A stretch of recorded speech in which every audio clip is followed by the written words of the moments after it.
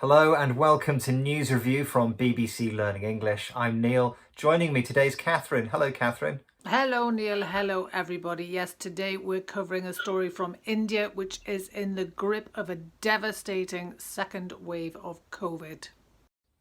If there's any of the vocabulary that you hear in this programme you'd like to test yourself on, there's a quiz on our website at bbclearningenglish.com. Let's hear more about that story from India from this BBC News report. India continues to struggle with an aggressive second wave of infections. The Indian government had announced that starting Wednesday, all adults could register for vaccinations, but the website crashed within minutes of its launch. While some managed to register, many others complained they weren't able to get through. Meanwhile, hospitals have been overwhelmed by more and more new patients. Families complain that access to hospital beds or even medical oxygen remains a challenge. Testing centers are also inundated and have been unable to provide reports for 2 to 3 days, meaning the actual number of cases in the country could be much higher.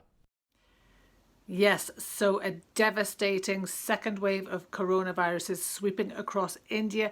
Hospitals are unable to cope with the number of patients requiring treatment. A website has been set up for people to register for vaccines, but it has crashed under the weight of demand. It is thought that hospitals are unable to report the true number of cases, so actually the situation may be even worse than is thought. A truly terrible situation there in India.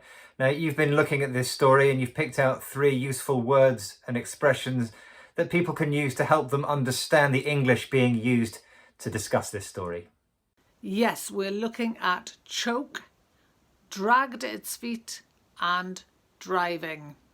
Choke, dragged its feet, and driving. So let's have a look now at your first headline, please.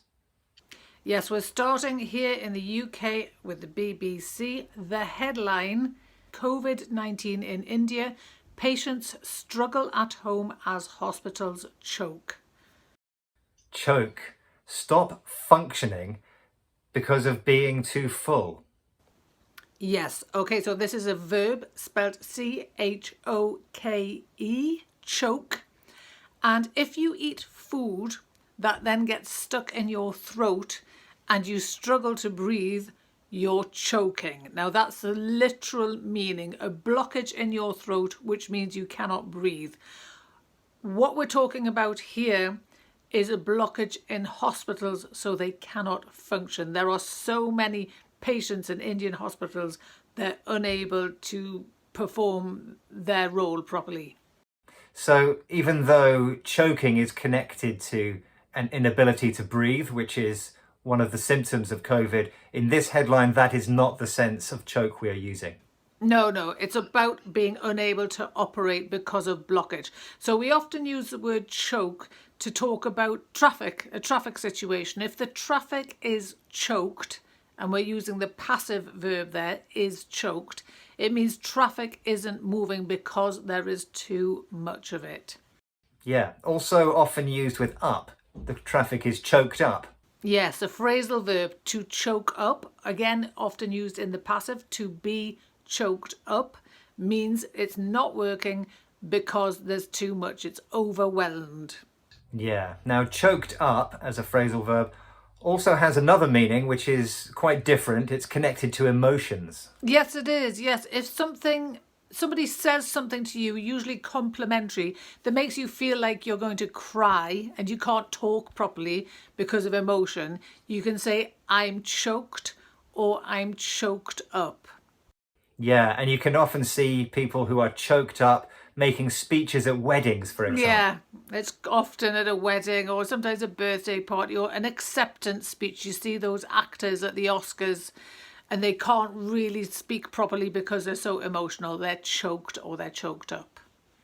Another use of choke is from the world of sport often. So, for example, you might have a sports person who is way ahead in a game. Let's say a football team, they're winning 3-0 at half-time, and then maybe the pressure of perhaps winning gets to them and they choke, they end up losing. Yeah, And again, I think the idea is that, it's a blockage caused by, in this case, caused by excitement or emotion of possibly winning. So if a sports person chokes, they lose their lead and they end up losing the competition or game. Okay, let's get a summary of that, please.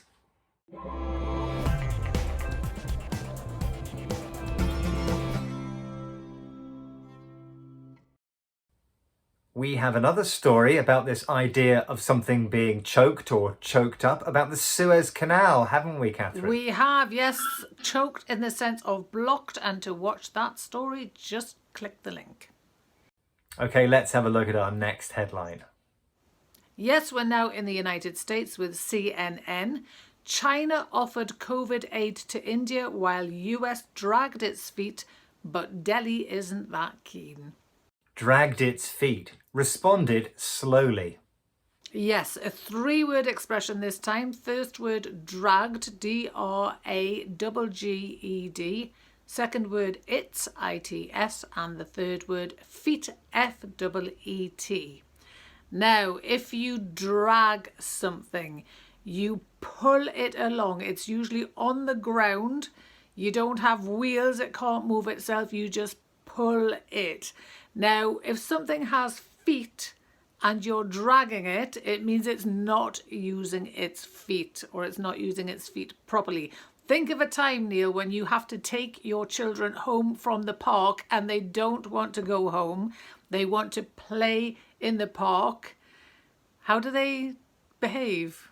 Yes, well, strangely, all of the energy that they had when they were playing in the park seems to vanish quite quickly, and they don't want to even walk anymore, and you almost have to drag them along the ground without them using their feet. Exactly. So to drag your feet, if something drags its feet, it moves slowly because it's reluctant and it doesn't want to do something.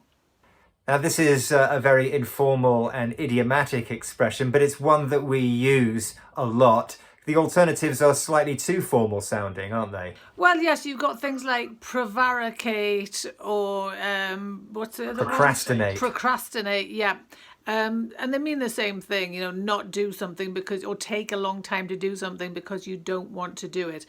Drag your feet can be used in a lot of different circumstances. You can use it to talk about the kids coming home from the park, but you can also use it to talk about governments, organisations not doing things or doing things very slowly because they don't want to do them. Yeah, usually things they should be doing. Often, yeah. Yeah. Okay, let's get a summary.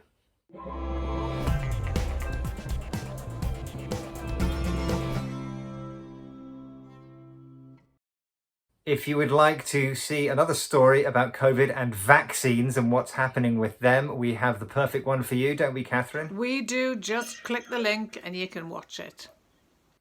Now, our next headline, please. Yes, we're back in the UK with the Financial Times now. The headline, is a new variant driving India's coronavirus catastrophe? Driving, pushing something in a certain direction. Yes, one word now, D-R-I-V-I-N-G, driving. It's the continuous form of the verb to drive. And you know what that means, don't you, Neil? Yes, so to drive is to operate a car, to move the car in a certain direction, I suppose. Exactly. You make the car go in a particular direction.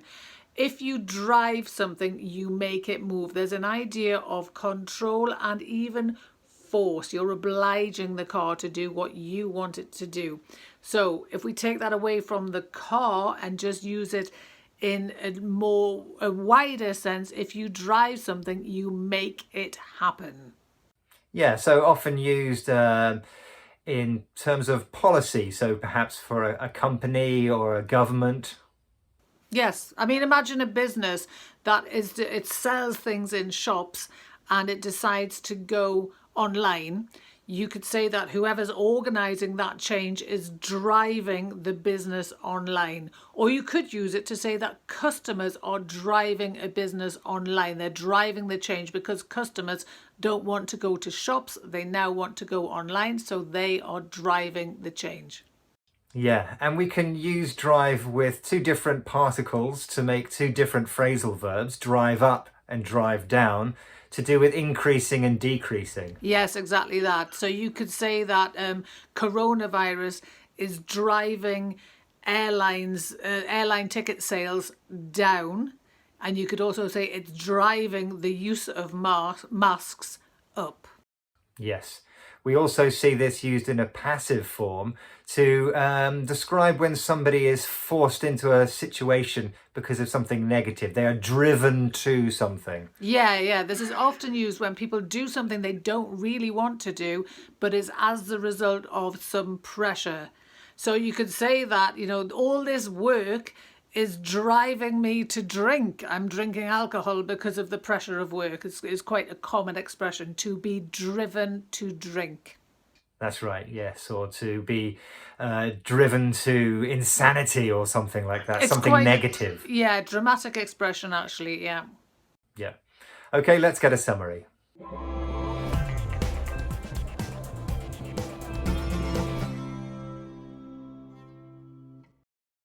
Time now for a summary of the vocabulary, please, Catherine.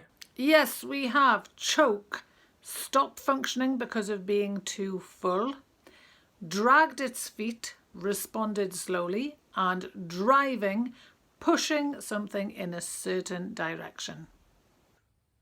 If you'd like to test yourself on the vocabulary, there's a quiz on our website at bbclearningenglish.com, and of course we are all over social media. Thank you for joining us, and please do try to stay safe. Thank you and goodbye. Bye.